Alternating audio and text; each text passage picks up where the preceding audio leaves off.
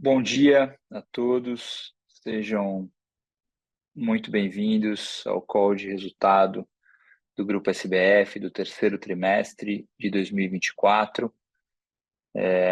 Obrigado a todos pela atenção e pelo tempo. A gente vai fazer eu vou fazer uma breve introdução aqui sobre os resultados de uma maneira geral e daí passar a palavra para o Salazar entrar em um pouco mais de detalhe. E no final, a gente vai abrir para perguntas que vocês tenham e que passem aqui pela plataforma, e daí a gente abre o áudio para ouvir as perguntas e responder. Então, eu começo aqui pelos highlights.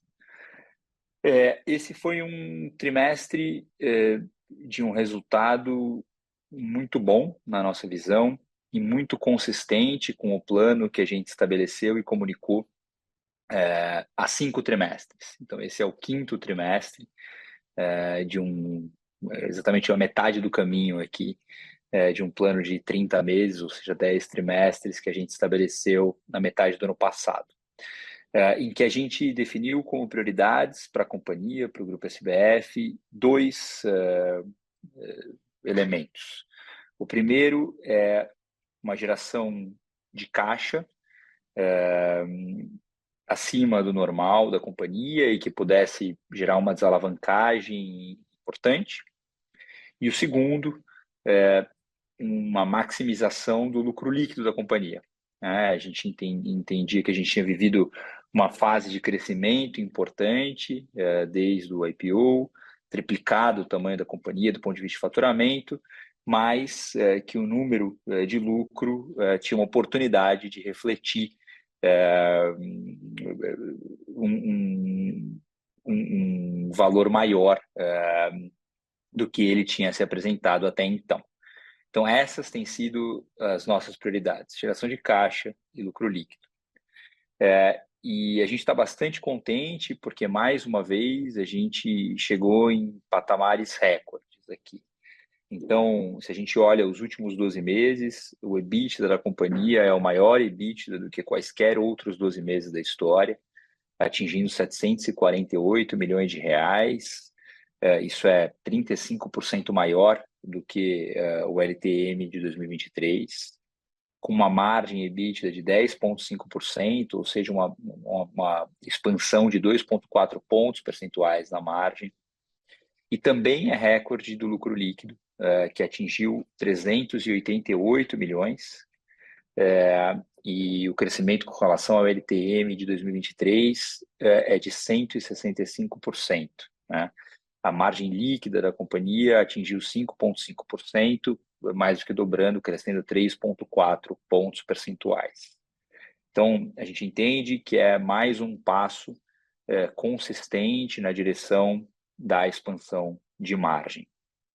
Essa expansão de margem se deu da maneira que a gente planejou, ou seja, através de uma expansão de lucro bruto. Né? A gente vem falando que esse será o foco da companhia, e o lucro bruto no terceiro trimestre de 2024 cresceu 7,1% quando comparado com o mesmo trimestre no ano passado. A margem bruta da companhia atingiu 50,3%, ou seja, uma expansão de 3,9 pontos percentuais, né? E é evidente que a gente está comparando, tanto no terceiro quanto no próximo, no quarto trimestre, com períodos do ano passado em que a gente descontou bastante, né? Então, o crescimento de lucro bruto virá principalmente através da expansão de margem, né? Essa expansão de margem se deu nas duas unidades de negócio. A Centauro expandiu margem bruta em 3,3 pontos percentuais, atingindo 50,4% de margem bruta. E a Fisia chegou em 45,2% de margem bruta, uma expansão de 3,4 pontos percentuais. Então, uma expansão consistente de margem bruta nas duas unidades de negócio, conforme o previsto. Né? Se a gente olha simplesmente o trimestre, né, o corte do trimestre, o EBITDA cresceu 18,7%, e o lucro líquido 71,8%. A gente atingiu 121 milhões de reais de lucro líquido. Então, esse é o primeiro, essa é a decomposição do primeiro objetivo, que é o objetivo de crescimento de lucro líquido.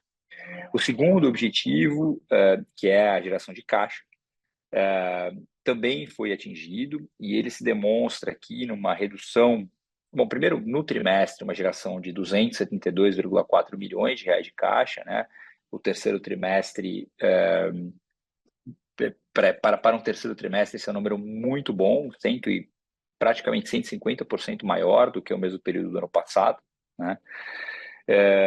E esse crescimento e essa geração de caixa, esse crescimento da capacidade de geração de caixa no trimestre se deu por uma eficiência de capital de giro.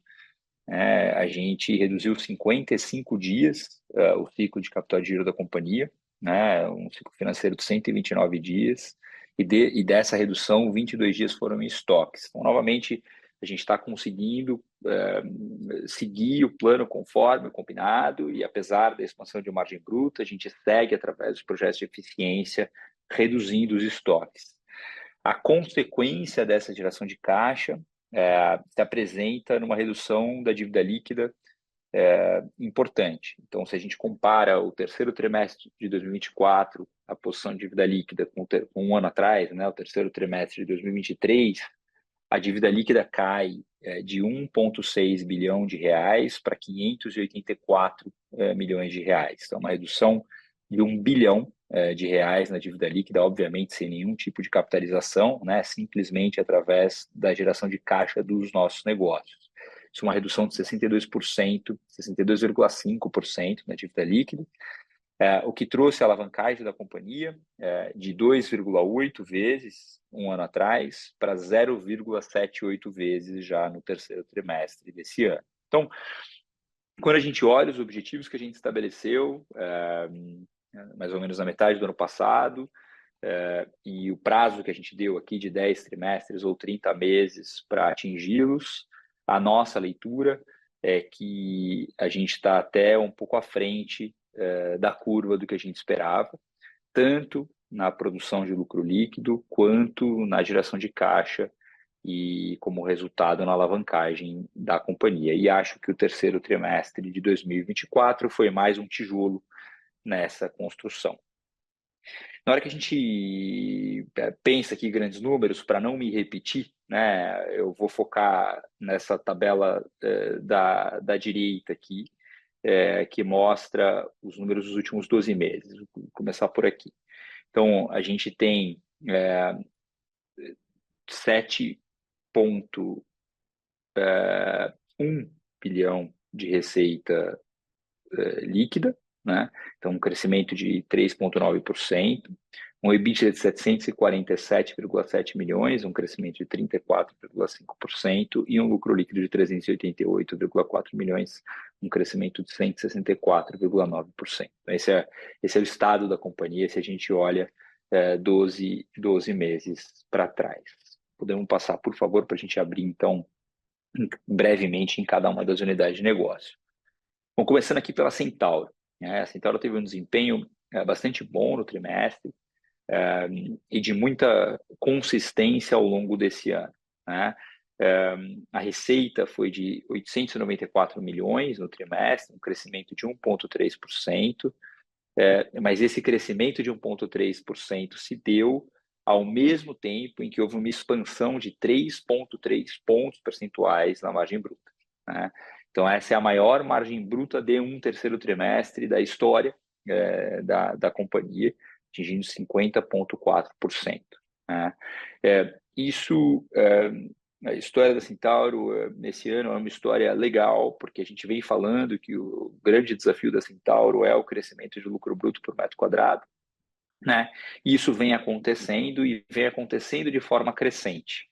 Então, o lucro bruto da companhia da Centauro cresceu 8,4% no terceiro trimestre, que é um crescimento maior do que o segundo, que foi um crescimento maior do que o primeiro, né? Então, não só a gente está contente com o resultado que a Centauro está apresentando, como a gente está vendo que a consistência do trabalho deveria produzir uma perspectiva de resultado bastante interessante para a Centauro, né? Eu vou destacar aqui dois projetos da Centauro. Talvez seja o projeto que a gente estabeleceu com a grande prioridade para o ano, que é um projeto de multicanalidade, e ele é faseado.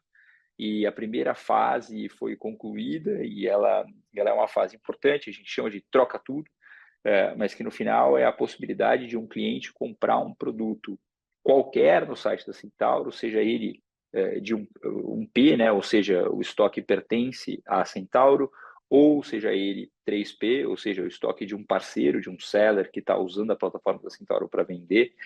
Qualquer produto vendido pela Centauro pode ser trocado numa loja, né? Isso é uma melhoria de nível de serviço e também é um movimento de geração de tráfego para as lojas, né? Na medida em que os clientes, quando trocam,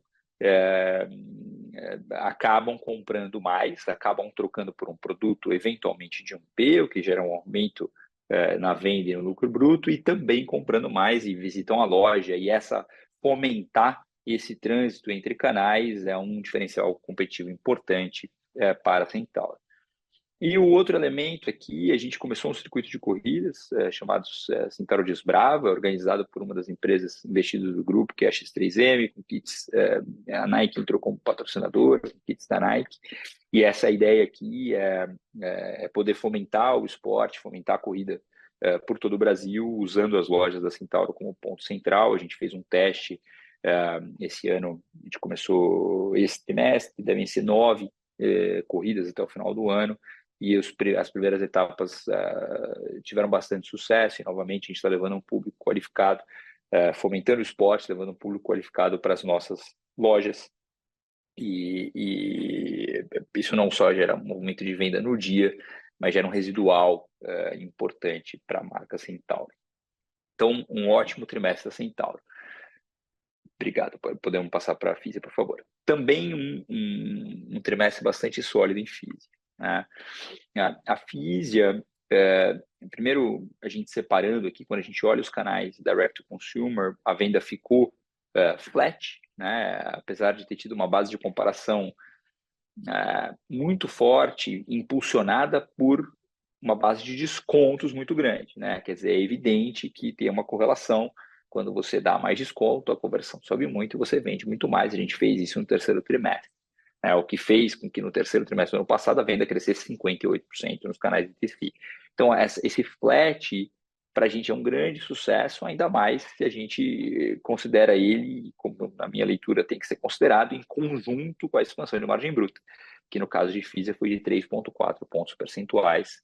É a maior margem que a gente já teve também com Fisia, desde que a gente trabalha com a marca no Brasil, chegando em 45,2% de margem bruta, né? Eu acho importante quando a gente pensa na evolução de Nike, né, na medida em que, evidentemente, quando a gente aumenta a margem, isso traz um reflexo na venda, é a gente olhar a foto um pouquinho mais longa. E aí não precisa ser muito mais longa, a gente não precisa voltar 4, 5 anos, quando a receita mais do que dobrou, quando o dígito aumentou 8 vezes, quando a gente dobrou a base de lojas, com o atacado X3P também com crescimento, né? Mas se a gente volta 2 anos e tira uma foto aqui de 2022 a 2024, né? Ou seja, 2 anos, e faz, obviamente, o CAGR disso, né?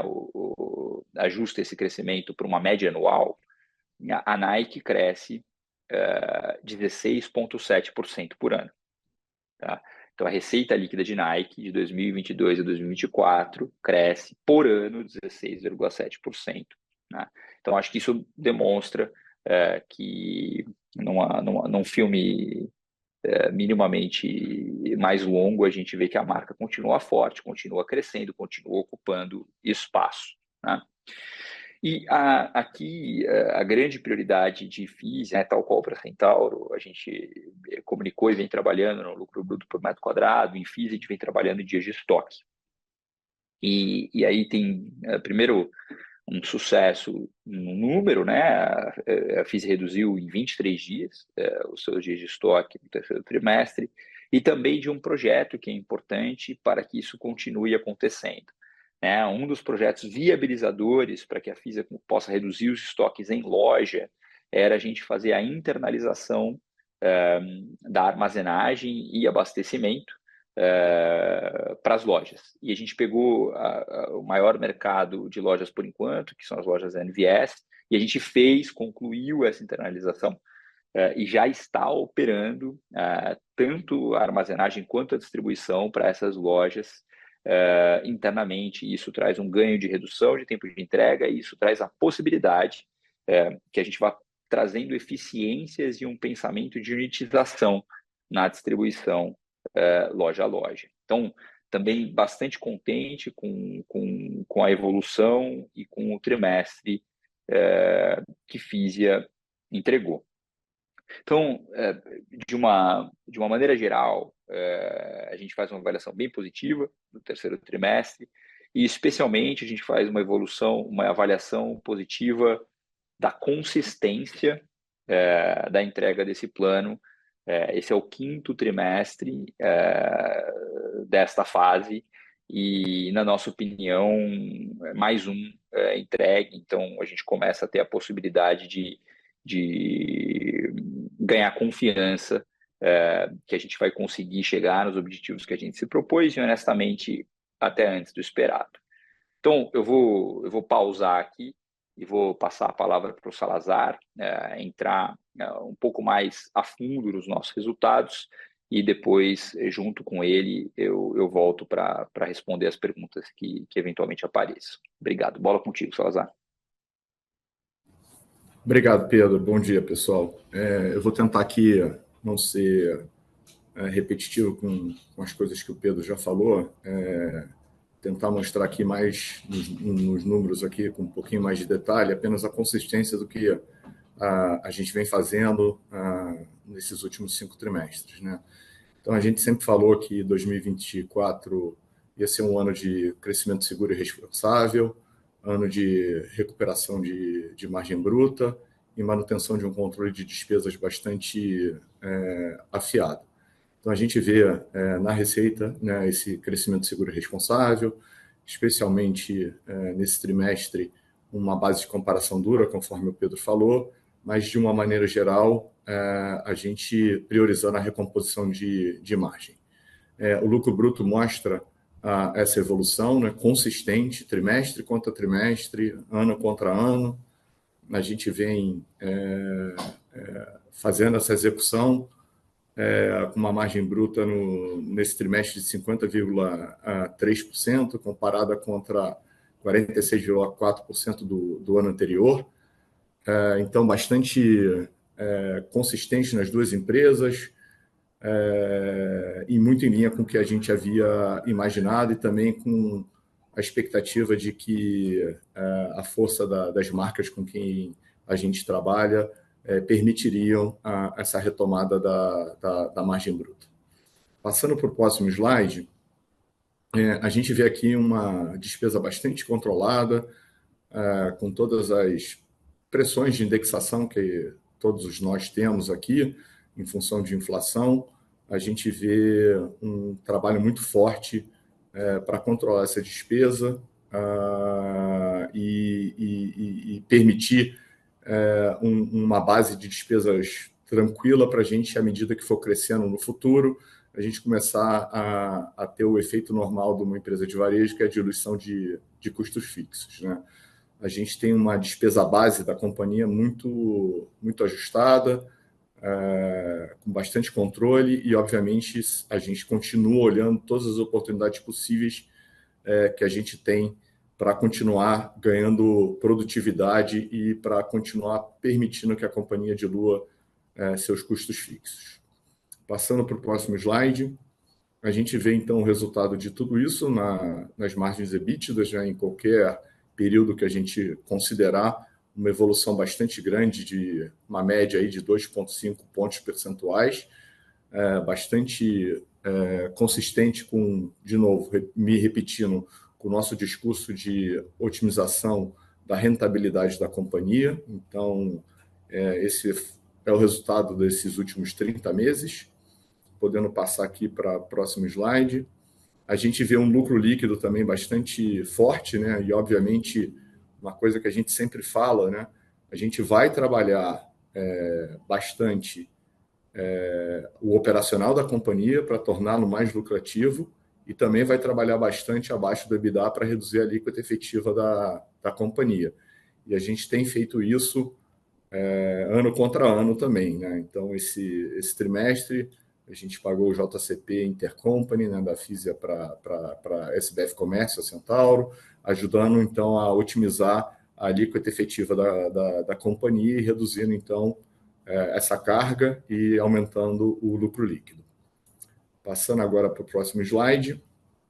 E a gente vê isso reforçando o ponto que o Pedro falou consistentemente, né? A gente vem melhorando com um crescimento seguro e responsável, a gente vem melhorando o EBITDA e a gente vem melhorando o lucro líquido nos últimos 2 anos, né? Então, a gente tem, como o Pedro também mencionou, está um pouquinho na frente da curva do que a gente imaginava, mas o resultado está muito próximo do que a gente imaginou para esse plano, né? Então, a gente está conseguindo nossos objetivos. Fluxo de caixa é um destaque, né? Sem dúvida nenhuma. A gente aqui vê bem um retrato muito bom, eu acho, desse fluxo de caixa, né? Comparando com o terceiro trimestre de 23. A gente vê um resultado operacional muito forte, uma geração de caixa muito forte. Historicamente, a gente deveria não gerar tanto caixa nesse trimestre, né? Em função dos preparativos para o último trimestre do ano, que é o trimestre mais forte de vendas da companhia. Porém, com todas as ações que a gente tomou em contas a receber e estoque principalmente, a gente conseguiu uma geração de caixa bastante grande. E aí, quando a gente vê a parte financeira, a gente não antecipou recebíveis e a gente pagou dívidas nesse trimestre, né? E isso daí fez com que, ainda assim, a gente terminasse com esse fluxo de caixa livre no terceiro trimestre de 62,2 milhões de reais, o que gerou uma desalavancagem da companhia, né? Uma geração de caixa bastante positiva. Então, isso também foi fruto desse trabalho aí dos últimos 30 meses, ou plano desses últimos 30 meses. Eu acho que na geração de caixa, nesse trimestre especificamente, a gente vê bastante forte o resultado desse trabalho. Passando para o próximo slide. E aí a gente vê, além da melhora operacional da companhia, né, em termos de margem bruta, em termos de EBITDA, a gente vê também o capital de giro da companhia melhorando bastante, né? A gente vê o contas a receber caindo, fruto das medidas que a gente tomou no final do ano passado. A gente vê o contas a pagar, em função da normalização das compras, voltando para o patamar que deveria estar, aproximadamente 100 dias. E a gente vê a curva de estoque também evoluindo bastante, né? Saindo de 200 para 188 dias. Isso aí faz com que o fluxo financeiro, o ciclo financeiro da companhia, também reduza bastante, saindo do seu pico de 184 dias no ano passado para 129 dias nesse ano, ajudando a gente a pagar dívida, ajudando a gente a não ter que antecipar e ajudando na desalavancagem da companhia, que, como o Pedro mencionou, a gente acredita que está um pouco à frente do que a gente imaginava para esse período, né? Então, a gente está bem satisfeito com os resultados atingidos também sob o ponto de vista de caixa. Aí aqui o reflexo disso tudo, né? Melhores resultados operacionais, melhor alíquota efetiva, melhor capital de giro e uma desalavancagem de quase 2 notches, né? Entre o terceiro tri e o terceiro tri desse trimestre. E também é importante mostrar uma desalavancagem não comum do segundo para o terceiro trimestre, onde a gente melhorou quase 0,2 notches, né? Então, isso também é bastante importante. Ou seja, a gente está com uma estrutura de capital bastante adequada, estamos bastante preparados, eventualmente, para um ciclo, talvez, de um pouco mais de taxa de juros. Então, a gente está preparado, isso vai afetar a gente, do ponto de vista de custo da dívida, relativamente pouco, e aí, né, reflete o trabalho desse período inteiro dos últimos, sei lá, 30, 24 meses. Então, eu acho que esse é o reflexo final de tudo que foi feito nesse período, essa desalavancagem bastante significativa da companhia e preparando a companhia, inclusive, para o futuro, para estar pronta para continuar crescendo e continuar ganhando mercado. Passando para o próximo slide, na verdade, a abertura aqui do Q&A, eu passo aqui para a nossa mediadora, e tanto o Pedro quanto eu estamos aqui à disposição para esclarecer mais dúvidas. Obrigado a todos pela presença. Iniciaremos agora a sessão de perguntas e respostas. Para fazer uma pergunta, por favor, clique em levantar a mão. Se a sua pergunta for respondida, você pode sair da fila clicando em abaixar a mão. A nossa primeira pergunta vem do Sr. Luiz Guanais, do BTG Pactual. Por favor, pode prosseguir. Bom dia, Pedro. Bom dia, Salazar. Eu acho que uma pergunta aqui do nosso lado, né, com a normalização do atacado da Nike, como você comentou, Pedro, para os próximos trimestres, como é que a gente deveria pensar tanto dinâmica de margem quanto ciclo de caixa? E aí uma segunda pergunta, né, derivada dessa, né, vocês fizeram um trabalho excelente ao longo dos últimos tris, né, de efeito mix, né, ou seja, dentro da Fisia, você capturar cada vez mais o potencial do D2C. Eu queria entender se no D2C vocês veem muito mais espaço para expansão de margem. Obrigado. Obrigado, Guanais, pelas perguntas. Então, o primeiro, tem uma coisa que é importante da gente pontuar, que a gente fez um esforço grande de crescimento do DTC, né, do Direct to Consumer, porque a gente via uma oportunidade muito grande de crescimento na Nike.com, a construção do app, a plataforma nova de e-commerce, a melhoria no nível de serviço logístico, CDs, etc. E a gente também via uma oportunidade muito grande de abertura de lojas, né? E a gente vem abrindo as lojas, tanto NDIS quanto NVS. Então, esse aqui é uma avenida de crescimento, mas nunca em detrimento de nada. Então, se a gente olha, desde que a gente opera o negócio e pega o atacado, para ser justo, excluindo contas que movimentaram para o 3P, o atacado cresce, né?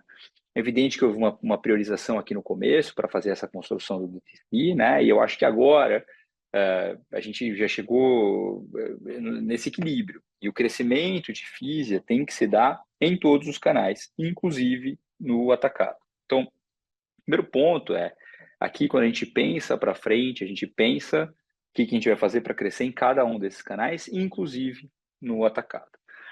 Aí tem um outro elemento que é o passado recente, o ano passado, em função do excesso de estoque, a gente fez um volume de remarcação pouco usual e pouco saudável para a marca. O que afeta, evidentemente, as margens da companhia, mas também afeta a saudabilidade da relação com os parceiros do atacado, né? Então, à medida em que isso se ajusta, naturalmente há um reequilíbrio, né? Eu não espero que esse efeito de mix traga diferenças relevantes na estrutura de margens da companhia, tá? Eu acho que agora a gente tem um crescimento mais normalizado de cada uma das linhas, o que deveria fazer com que, por este motivo de mix, haja uma leve expansão de margem, mas nada como foi, né, numa primeira atacada, numa primeira jornada, né? Quando a gente pega, acho que essa é a segunda parte da pergunta, que é se dentro de cada um dos canais há oportunidade de expansão, há. Então, primeiro, a grande alavancagem de expansão de margem, ela se dá pela base de comparação com Q3 e com Q4, tá? Então, o que a gente tem que acreditar para que Fisia volte aos patamares de rentabilidade saudáveis é tão simplesmente que a gente seja capaz de voltar às margens brutas de antes. O que a gente acha que vem mostrando, e o terceiro TRI é mais um elemento disso, que a gente é capaz de fazer. Depois disso, aí eu acho que são projetos de eficiência, tá certo? Quer dizer, também em margem bruta, eficiência na capacidade de precificação, eficiência no controle de estoques e na compra. Então, a gente vê uma série de iniciativas, mas a gente não coloca uma expectativa, não gostaria de colocar uma expectativa de expansão de margem relevante vindo desses lugares, tá certo? Tem bastante gente trabalhando aqui nessa direção, né? Mas eu não acho que é alguma coisa para o curto prazo. Então, quando a gente pensa a FISE aqui até o final desse ciclo de 30 meses, a gente imagina a gente estando com as margens brutas nos patamares que a gente teve antes, simplesmente pela sanitização das remarcações, né? Me avisa se talvez tenha ficado um pedaço da primeira, Guanais. Me avisa se tem algum ponto aqui que vale a pena eu aprofundar. Talvez o único ponto, Pedro, se você puder comentar também o efeito em ciclo de caixa, né, dessa normalização do atacado. E aí, se eu puder fazer um comentário, né, em relação ao que você comentou da margem bruta em Fisia, a margem bruta voltando, né, para o patamar histórico, mas com uma margem EBITDA que é maior por todos os ganhos de eficiência, né, que vocês tiveram ao longo do processo, né? Exatamente. Quer dizer, acho que aqui a gente fez a expansão de margem EBITDA numa primeira jornada se deu pelo crescimento do DTC, né? É evidente que há um crescimento de SG&A, mas o crescimento de margem bruta é mais que superior. E acho que a gente nesse terceiro trimestre, nesse quarto e para frente, vai conseguir ver Fisia entregando a margem EBITDA, entre aspas, potencial para essa fase 1. Né? Então, é perfeito. E sobre ciclo de caixa, também não antevejo, eu acho que agora, o que a gente espera, evidentemente o atacado tem um ciclo, né? E a venda do atacado se dá com 9 meses de antecedência, então a gente viveu essa jornada de queda do atacado e tem que trabalhar com calma, tem que sentar com os clientes, mostrar os planos, deixar claro que passou, né, e que os períodos de desconto passaram e que a ideia é ter um mercado saudável para todo mundo. Tem que conseguir sentar e desenhar os mapas por região e entender quem são os parceiros que vão alavancar a marca em cada uma das regiões, as categorias que são chave, em corrida, em futebol, quem que vai apoiar, o que a gente vai fazer através dos canais próprios, quais são os canais que são relevantes. Então, agora, tem um trabalho que ele é muito mais gradual. Né? E nesse sentido, não antevejo um impacto relevante em ciclo de caixa. Né? Então, acho que o crescimento mais normalizado entre os canais não deveria chacoalhar a estrutura de margens de Fisia, e a gente continua otimista, né? E que a gente vai conseguir expandir essa margem EBITDA até os patamares que a gente havia antecipado, e aí, a partir dali, novos planos vão nos levar além. Perfeito. Super obrigado, Pedro. Obrigado, Guanais. Nossa próxima pergunta vem do senhor Victor Rogatis, do Itaú BBA. Por favor, pode prosseguir.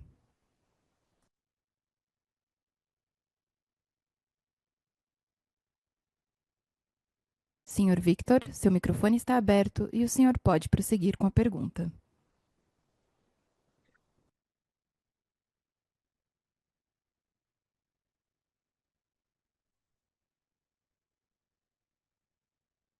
Senhor Victor, o senhor pode prosseguir.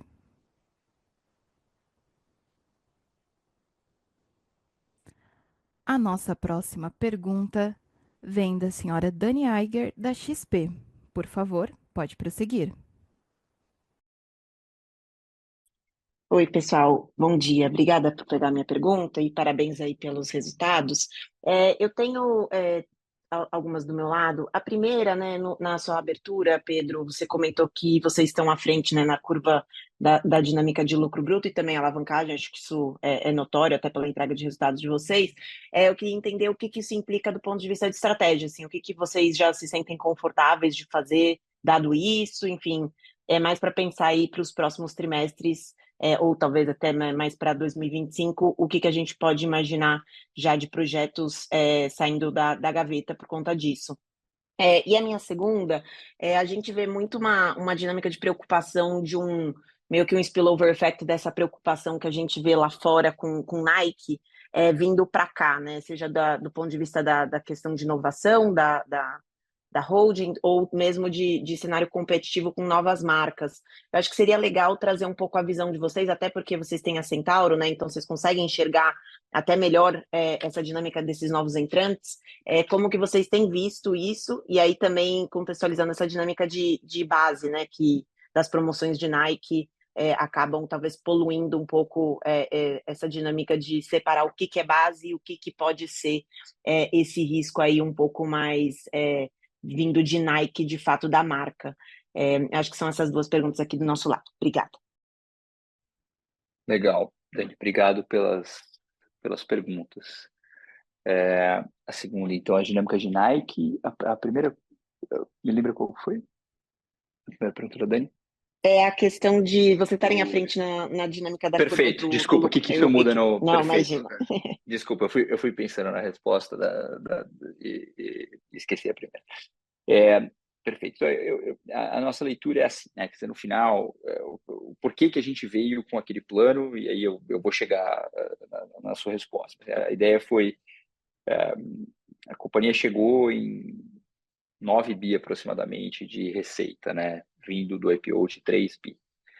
E o lucro líquido não chegou não teve esse crescimento na mesma proporção, e na nossa opinião a margem líquida não estava no lugar que poderia estar para uma empresa que tinha 9 bi, que tinha essa escala, e ao mesmo tempo a alavancagem estava alta, né? O que essas duas coisas juntas, de certa forma, amarram a companhia, porque a companhia fica sem moeda para crescer, ela nem consegue crescer de maneira relevante no seu balanço, seja organicamente ou avaliar opções inorgânicas, e nem tão pouco ela pode pensar se o lucro líquido deveria ter uma correlação com o reflexo do valor da empresa, né, em qualquer tipo de usar ações para qualquer coisa, né? Então, para destravar esse crescimento, a gente entendeu que era fundamental a gente fazer uma fase de arrumação e colocar a companhia. Essa companhia tem um DNA vanguardista de crescimento, expansionista, tá certo? E na história dela, ela vai fazer muitos outros movimentos, a gente não tem dúvidas. Então, aqui a intenção é colocar a companhia, colocar um freio de arrumação. Foi uma fase de uma expansão muito grande, e nessas fases de expansão gera um pouco de desordem, né? Ou gerou, pelo menos. Então, vamos arrumar excesso de estoque, coisas que a gente precisa acertar na operação, né? E o reflexo financeiro disso, o placar disso, ele se dá na alavancagem no lucro líquido. Mas a gente não está olhando só para o placar, a gente está olhando para dentro da companhia também. Então, na nossa leitura, a companhia precisa viver essa fase, né? E a gente entende que é importante a gente vivê-la até o final, certo? Então, a gente não tem a intenção de fazer uma mudança na estratégia. É evidente que à medida em que a gente vai tendo espaço, às vezes são volumes pequenos, adicionais, de CAPEX, você consegue fazer alguma coisa, mas não haverá uma mudança de direção. A companhia vai passar os próximos 5 trimestres até o final do ano que vem muito focada nessas mesmas prioridades. Para nós é muito bom poder estar tendo esse tipo de pergunta, sinal de que houve progresso, né, na execução do nosso plano, para a gente poder estar tendo esse tipo de discussão. Mas internamente a gente continua comprometido em levar, a gente não está perto do que a gente entende ser o potencial de lucro líquido dessa companhia com essa receita. Então, a ideia é terminar esse ciclo, ver qual é esse potencial. E, a partir dali, não faltam oportunidades de crescimento. A Centauro pode abrir lojas a rodo, a Fisia pode crescer em lojas no dígito, a Centauro pode crescer no dígito. As oportunidades mapeadas em cada um dos mercados, em corrida, em futebol, em fitness, em casual, são enormes e a companhia vai poder explorá-las. Mas essa fase de arrumação é importante e a gente não antecipa uma mudança de estratégia, né? Então, essa foi a primeira pergunta. E a segunda, sobre a dinâmica de Nike Inc., e aqui com o benefício de ter vivido a última década, um pouquinho mais, os últimos 12 anos aqui na indústria, a minha leitura é que esses ciclos eles acontecem, né? E diferentes marcas em diferentes categorias vão tendo momentos de mais ou menos destaque, de mais ou menos inovação, tal, né? E aí tem duas coisas que eu queria destacar, uma até você própria comentou, né? O fato da gente ter a Centauri não só possibilita com que a gente veja esses movimentos, mas no lado da Centauri, com que a gente navegue esses movimentos, né? Então, à medida que tem alguma marca indo melhor, a Centauri é um reflexo do interesse do consumidor. Então, se o consumidor de esporte está interessado na marca A, na categoria B, a Centauro tem que ter essa flexibilidade para navegar e ela tem. Então, primeiro, na Centauro é aproveitar esses momentos sendo, de fato, um representante do consumidor aqui, escolhendo o que a gente entende que é o mais interessante naquele momento, né? E a segunda parte da resposta é assim, a gente tem São três, então, tá? Eu falei que são três partes. A segunda parte é que a gente acaba vendo essa história, do ponto de vista de mercado, um pouco depois do que ela aconteceu, né? Então, a gente pega aqui um produto, uma amostra, para vender com 9 meses de antecedência, né? Mas uma marca, a Nike, por exemplo, está desenhando esse produto com 2, 3 anos de antecedência, né? Então, quando a gente olha o movimento que a Nike está fazendo publicamente para reação, né, é um momento que já aconteceu e a gente, né, entende que isso vai se refletir no mercado consumidor, nos lugares que eventualmente ela entenda que ela tenha que investir mais, né? E o terceiro é que, assim, grandes marcas, né, e é incontestável que a Nike é uma grande marca, na minha leitura, trazem menos esse risco de ser uma coisa modal, tá certo? A gente não está falando de uma tendência que tenha aparecido e que a gente tenha surfado, ou que essas marcas tenham surfado, e que daí, será que essa tendência acabou? Será que, né, essa seria uma pergunta mais angustiante. A gente está falando de uma das maiores marcas no mundo, tal qual diversos concorrentes de Nike, tá certo? Terão momentos melhores ou piores, mas eu não tenho não tenho nenhuma dúvida da resiliência dessas marcas e que se elas tiverem um período difícil, elas vão se reorganizar para superar, né? Então eu tenho absoluta confiança que os eventuais gaps que eles entendam que tenham surgido serão superados, assim, né? E a gente está aqui, né, navegando esses momentos, e é isso mesmo. Vão ter horas que vão ter coisas que vão explodir de vender, vão ter horas que a gente vai ter mais dificuldade em alguma indústria, e tudo bem. O que a gente precisa como companhia é ser capaz de navegar esses momentos, e eu acho que a gente tem sido. Me avisa se está respondido ou se tem algum ponto que você quer que eu aprofunde, Dani, por favor. Não, foi perfeito. Obrigada pelas respostas. Obrigado. Nossa próxima pergunta vem do senhor Victor Rogatis, do Itaú BBA. Por favor, pode prosseguir. Bom dia, pessoal. Vocês conseguem me ouvir agora? Sim, Sim. pode prosseguir. Boa. Então, bom dia, Pedro Salazar aí, Vic, todo o time do Grupo SBF. Obrigado por pegarem minhas perguntas. A primeira é, quando a gente pensa em Centauro, né, do lado de despesas especificamente, aonde que vocês enxergam ali oportunidades para conseguir retomar ali uma margem EBITDA ali do nível pré-pandemia, né? Entendo que a margem bruta já foi, mas como é que fecha esse gap pensando em margem EBITDA? E aí a segunda pergunta, né, pensando em Fisia, né, você comentou, Pedro, que quando você olha para a margem bruta, né, e incorpora ali o efeito de mix de canal, né, ainda tem espaço para a margem bruta continuar expandindo, né? Eu imagino que dentro desse seu comentário você até possivelmente já considerou o impacto de câmbio, né, nessa conta, mas quando a gente olha para despesas, né, você acha que esse eventual ganho de margem bruta assim também é suficiente para poder compensar headwinds ali, por exemplo, como o aumento de royalties, né, para a Nike ali no ano que vem? Então, essas aí são minhas perguntas. Obrigado, pessoal. Obrigado, Vitor, pelas perguntas. Vou pegar a primeira aqui sobre a Centauro, depois a gente pega a de Nike. Então, a Centauro, a principal oportunidade. Então, a Centauro teve uma rentabilidade em 2019 e antes, tal, e depois ela teve uma pandemia aqui no meio, e a verdade é que as despesas cresceram numa velocidade maior do que cresceu o LB por metro quadrado, né? Então, a pandemia atrapalhou, porque as despesas crescem, a inflação, GPM, etc. A companhia fez uma série de iniciativas de eficiência, porque também a tecnologia ajuda, a gente tem a RFID em todas as lojas, enfim, tem uma série de elementos aqui de eficiência, tá?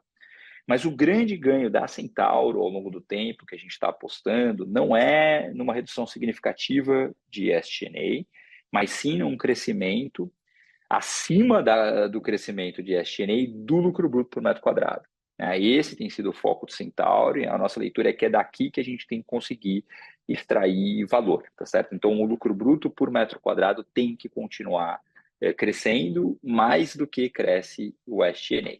E aí, para isso, tem um elemento que é um elemento de margem bruta e tem um outro elemento que é venda por metro quadrado. Então, essa tem sido a prioridade da Centauro, né? Então, a gente arrumou inicialmente o digital e agora o digital volta a mostrar sinais de crescimento. E aí, loja tem essa oportunidade. E aí vem de coisas básicas de operação de varejo, tanto do ponto de vista de categorias, quanto do ponto de vista de execução no ponto de venda.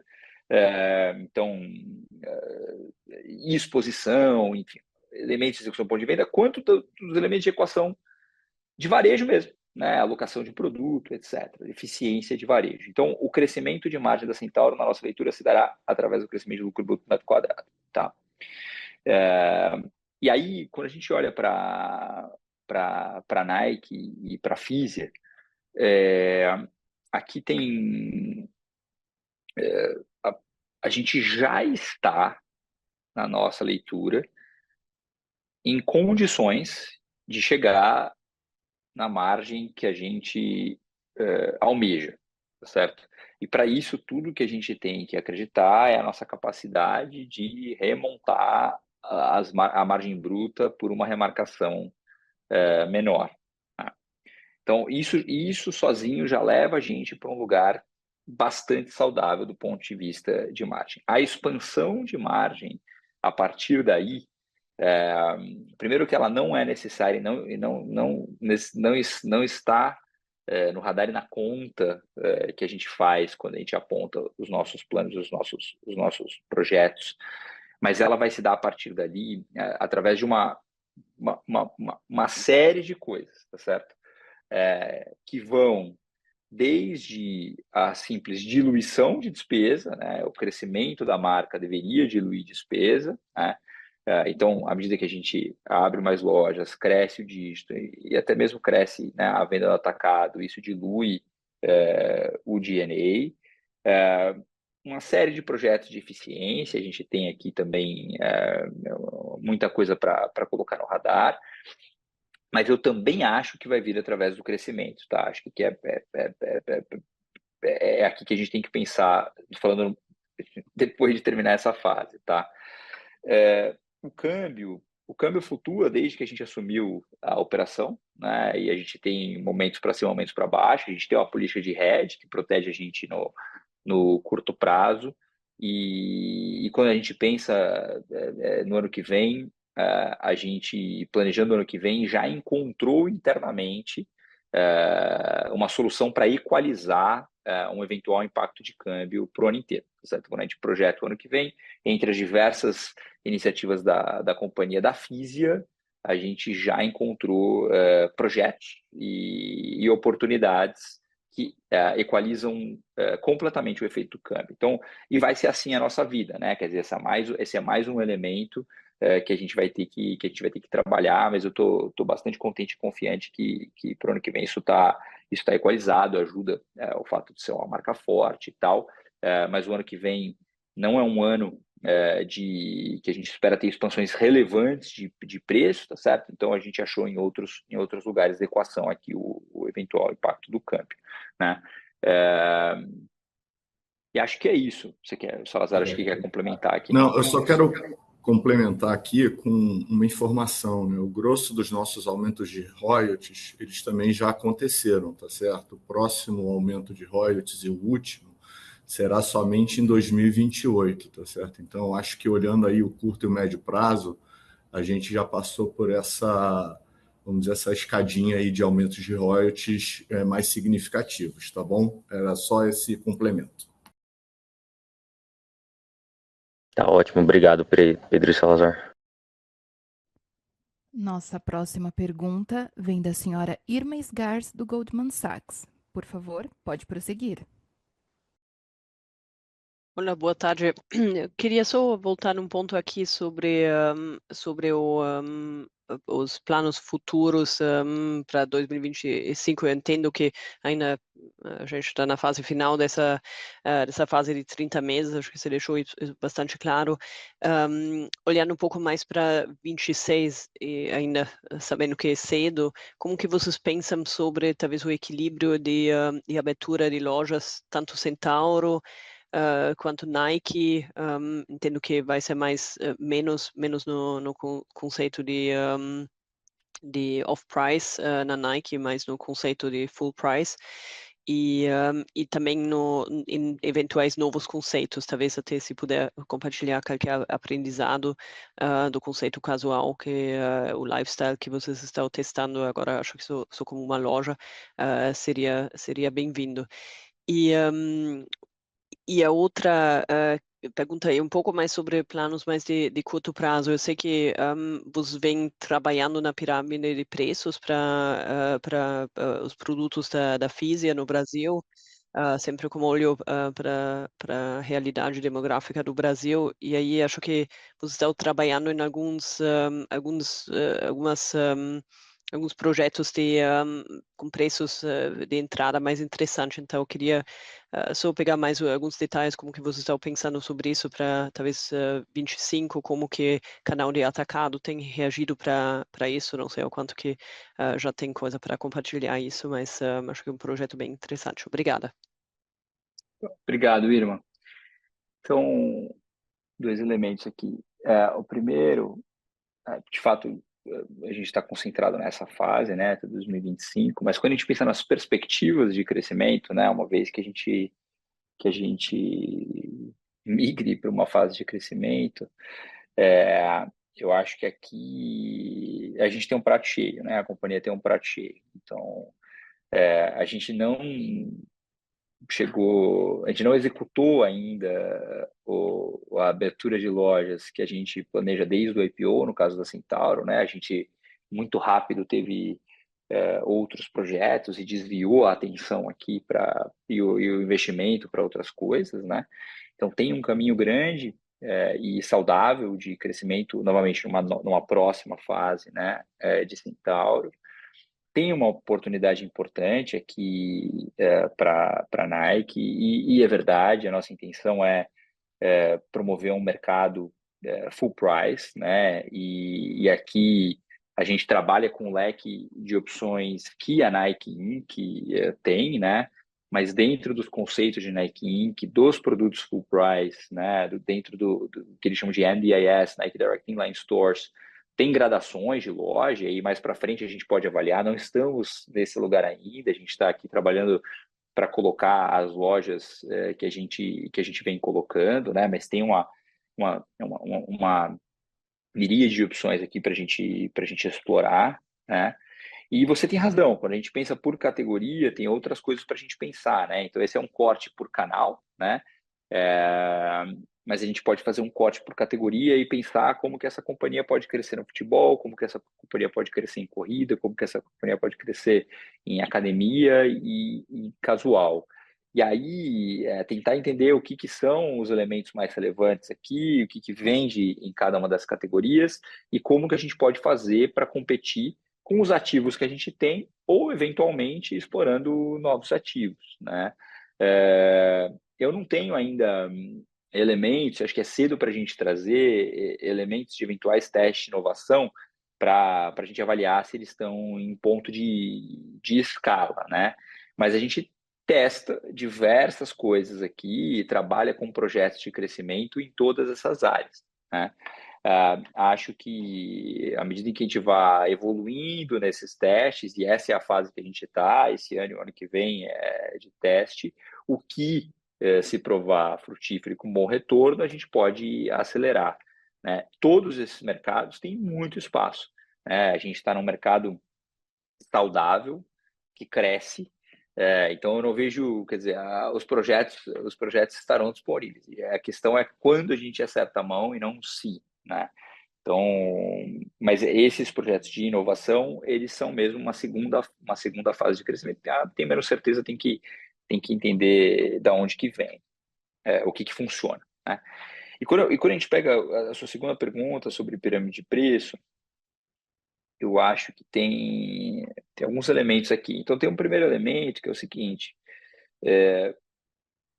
a Nike é uma marca importante e, como tal, ela se posiciona em determinada fatia do mercado, né? Essa é uma decisão da Nike Inc., da dona da marca, né? E a gente trabalha dentro desse posicionamento que a Nike oferece, tá certo? Então, a primeira coisa é entender que isso é um fato, né? E que essa é a condição de contorno que a gente tem para trabalhar. Então, tem determinadas camadas que não vai ser através da Nike que o grupo vai atingir. E tá tudo bem, né? A gente tem outras ferramentas para chegar lá, a Centauro tem outros parceiros, a gente pode pensar em outros elementos para chegar lá. Dentro dessas camadas, a gente vê, esse não é um problema só do Brasil, várias oportunidades para a Nike aprofundar e disputar mercados dentro desse posicionamento dela, né? E aí dou um exemplo, porque ele é público, né? Tem um modelo de tênis de preço de entrada da Nike que foi lançado e vendido já para a Summer 25, né? Então essa é a venda que tá acontecendo, que ele é um modelo de preço de entrada exclusivo para o atacado, né?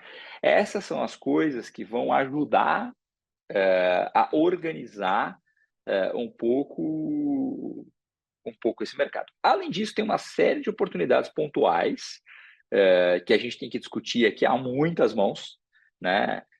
Entre qual que é o canal certo para vender, qual que é o produto certo, qual que é o mercado certo que interessa a Nike no preço de entrada, né? Então tem vários lugares aqui que a gente pode se valer eventualmente até da produção local para ter o produto certo no preço certo, mas eu também queria deixar claro que para esses elementos a gente não tem nada estruturado para o curto prazo, né? Não, a gente não está esperando que venha daqui nada dos nossos projetos, porque são projetos complexos que envolvem negociações a muitas mãos. Então, aqui é uma ideia e é uma oportunidade, mas ainda sem nenhum tipo de quantificação no curto prazo.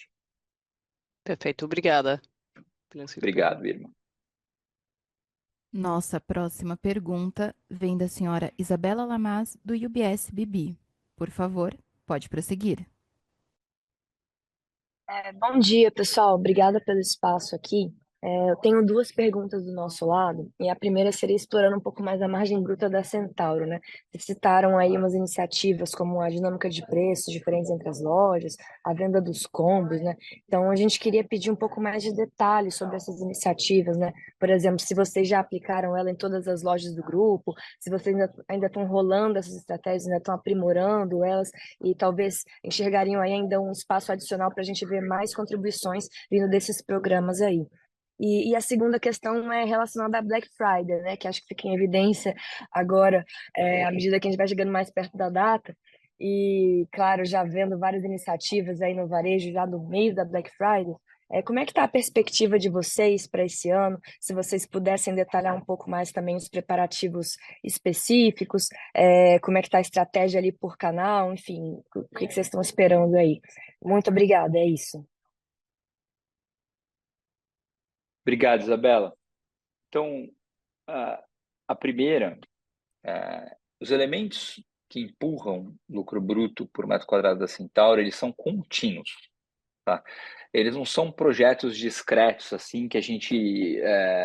e nenhum deles dá grandes saltos, né? Então, você citou dois importantes que dizem respeito à margem, né?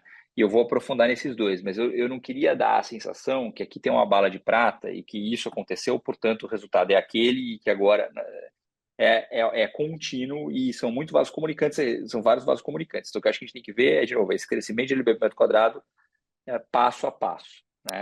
A gente tem um projeto grande de execução em loja, que é o Retail 365, a gente tem investido em infraestrutura de algumas lojas, tem uma combinação de fatores. Com relação à margem, os dois elementos que a gente comentou e que você trouxe, que são a possibilidade de precificar combo, né, e a possibilidade de precificar por loja, já estão 100% rolloutados. E a gente tem usado isso, inclusive, como estratégia comercial. Então, especialmente os combos têm sido um elemento relevante da nossa oferta em datas promocionais do varejo. E a gente teve, no terceiro trimestre, recorde de venda no Dia dos Pais, né? E da história da companhia na verdade, um dos maiores dias de venda da história da companhia, contando outros eventos, o segundo maior, perdendo para um dos dias de Natal. E um dos elementos que fomentou com que a gente chegasse nesse lugar com uma margem muito boa foram os combos, né? Os combos são um exemplo disso. Então, esses dois estão 100% rolloutados, mas tem uma lista de coisas aqui por fazer, né? E a gente tem que fazer todas elas. Aqui não tem jeito, é de pouco em pouco. Tá? A sua segunda pergunta, Isabela, era sobre Era Black Friday. Black Friday. Perfeito. Da Black Friday, no final, a gente está aqui falando do terceiro trimestre, mas o varejo acontece uma parte importante do resultado no quarto trimestre, né? Então, no final, o que a gente está vivendo aqui é uma fase de execução, né? Black Friday e depois Natal tremendo, né? Então, a gente não tem esse costume, vocês sabem, de ficar dando temperatura, né? E de como é que as coisas estão indo e tal. Então, estamos vivendo aqui o evento e não tenho como dar um termômetro. Do ponto de vista de preparação, então não de resultado, mas de preparação, de capacidade de entrega e etc., eu estou otimista e orgulhoso, tá certo? Acho que o time está preparado, né? No caso de Fisia, o novembro é mais importante que dezembro. No caso de Centauro, dezembro é mais importante que novembro, do ponto de vista de resultado, tá? E eu acho que a gente está sendo capaz de executar os planos conforme a gente estabeleceu eles no começo do ano, assim. E não tenho nenhum elemento que me faça ficar mais preocupado, né? Preocupado, eu e acho que todo mundo que trabalha com varejo é um estado de espírito, né? Eu estou preocupado, eu estou muito preocupado. Nesse caso, eu estou só preocupado. Então, acho que a gente tá numa fase agora de executar, de olhar só para frente, garantir que a gente entregue esse Black Friday e esse Natal. E eu acho que a gente está vendo uma preparação muito forte, muito boa. Perfeito, obrigada. Obrigado a você. Nossa próxima pergunta vem do senhor Eric Wang, do Santander. Por favor, pode prosseguir. Bom dia, Pedro. Bom dia, Salazar. Obrigado por pegar nossas perguntas. Do nosso lado, duas aqui. Uma primeira, só voltando um pouco no ponto, né, de crescimento e oportunidades. Acho que fica bem claro para a gente o momento que vocês estão. Acho que essa cabeça realmente, né, de olhar para o prazo dos 30 meses. Mas pensando no mercado como um todo, né, a gente tem visto aí, de modo geral, um mercado que tem se comportado relativamente bem, principalmente pensando aqui numa recuperação aí mais recente, né, de varejo. Assim, o que vocês poderiam considerar que seriam talvez um trigger ou algo que fizesse vocês acelerarem algum plano, seja de expansão, seja de reformas, por alguma questão ali um pouco mais macro, só para entender se pode ter isso ou realmente a gente tem que esperar esse plano mais dentro dos conformes aí que vocês têm traçado. E uma um pouquinho mais pontual em relação ao IR, né? A gente viu ali um JCP Intercompany, só entender se isso é uma coisa que para frente a gente pode esperar, mais recorrente mesmo, ajudando nos resultados de vocês. Obrigado. Oi, Eric, obrigado. Eu pego a primeira aqui, o Salazar pega a segunda.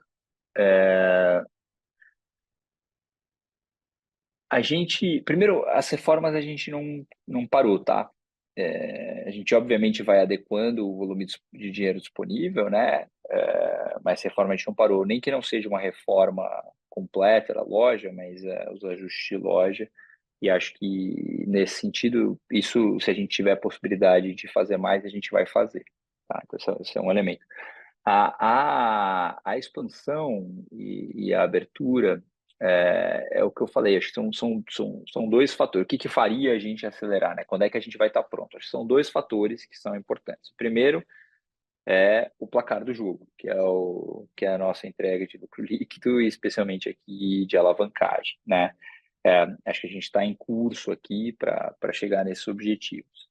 E o segundo é essa organização interna. Então, no final, né, todo mundo que está aqui nesse call sabe, né, que empresa não é videogame, né? Então, você não aperta um botão e dá mais lucro, né? Você não aperta um botão e gera mais caixa. Você precisa movimentar uma companhia aqui, milhares de pessoas, para você ir colocando esses objetivos em curso, né? Então, isso que está acontecendo para que a gente entregue mais lucro, para que a gente gere mais caixa, é importante da gente viver para que a gente se organize internamente, para daí sim poder viver uma fase de expansão. A gente viveu uma fase de expansão, triplicou a receita, trouxe uma unidade de negócio nova para dentro e cresceu muito a companhia, e agora a gente está vivendo essa fase de organização, né? Então, quando a gente fez um plano de 10 trimestres, é claro que ninguém aqui está cravando em pedra, a gente não está preso à data, mas foi estimando isso, foi estimando que esse é o tempo que a gente precisa para concluir, tanto do ponto de vista de entrega, quanto do ponto de vista de organização interna. Assim. Então, eu não tenho nenhum elemento para achar que a gente não vai viver todos esses trimestres. Então, por enquanto, a gente continua concentrado em trabalhar nas coisas que vão gerar esse resultado que a gente espera. E acho que vai ser assim ao longo do ano que vem também. E aí vou pedir para o Salazar responder a do imposto. O Eric, eu acho o seguinte, sim, o JCP é uma ferramenta, é uma das ferramentas que a gente tem para utilizar para tentar melhorar a alíquota efetiva da companhia. Enquanto ele existir, eu acho que é uma perspectiva que a gente vai poder usar, sem dúvida nenhuma, mas eu acho que não se restringe só a isso, tá entendendo? Eu acho que fica muito difícil também, como o Pedro falou, assim, não tem uma coisa específica, olha, é só o JCP que a gente vai fazer o tempo inteiro. Eu acredito que a gente está aqui trabalhando o tempo inteiro para buscar oportunidades, também nessa área tributária. Então, especificamente, o JCP, enquanto ele continuar existindo, sim, ele é uma ferramenta, mas a gente está sempre buscando outras alternativas para tentar reduzir a alíquota efetiva do grupo SBF. Acho que é isso. Obrigado pela pergunta. Tá ótimo, ficou super claro. Obrigado aí pelas respostas. A sessão de perguntas e respostas está encerrada. Gostaríamos de passar a palavra ao Sr. Pedro para que faça as considerações finais da companhia. Obrigado.